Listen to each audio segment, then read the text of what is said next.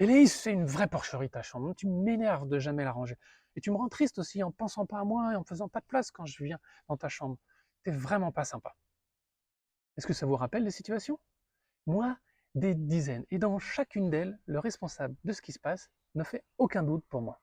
C'est l'autre et son comportement ou ses mots. Mais est-ce vraiment l'autre la cause de ce que je vis? Pas si sûr. Le simple fait qu'on ne vit pas et qu'on ne ressent pas tous et toutes la même chose au même moment, dans une même situation, est peut-être le début d'une preuve que l'autre n'est pas la cause de mes ressentis. Je dois probablement avoir une part de responsabilité.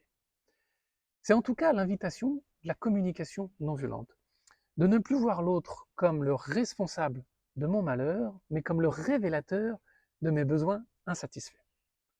Dit autrement, l'autre n'est que le stimulus qui, par son comportement ou ses mots, génère des émotions chez moi qui sont les indicateurs que certains de mes besoins ne sont pas satisfaits. Comme le disait d'ailleurs Marshall Rosenberg, la personne qui a inventé ce concept de communication non violente, tout jugement, critique ou expression de colère est la tragique expression de besoins non satisfaits.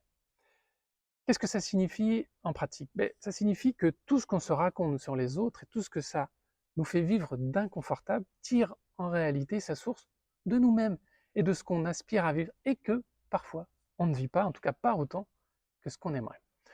Peut-être que certains vont me dire à quoi bon faire différemment? Pour plein de raisons, mais la plus importante à mes yeux, c'est de sortir du triangle de Karpman, le triangle du bourreau, du sauveur et de la victime, et de sortir de ce rôle de victime. Voilà, lorsque j'ai conscience que l'autre n'est que le stimulus de mon état intérieur, je trouve ou retrouve mon pouvoir d'agir et de me rendre heureux. L'autre n'est en réalité que l'événement extérieur auquel je fais face.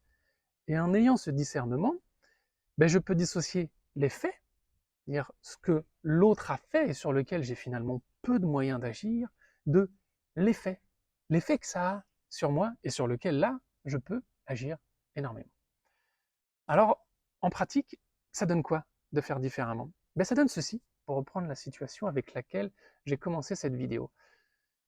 Ça donne, Élise, je suis contrarié lorsque je vois l'état de ta chambre. Moi, j'aimerais vraiment qu'on contribue tous et toutes à la propreté dans cette maison. Et en plus, je me sens un peu coincé quand je rentre dans ta chambre. Voilà, j'ai envie de passer du temps agréable avec toi et de me sentir tranquille, mais je ne sais pas où m'installer. Et en plus, j'ai peur de casser quelque chose en marchant dessus.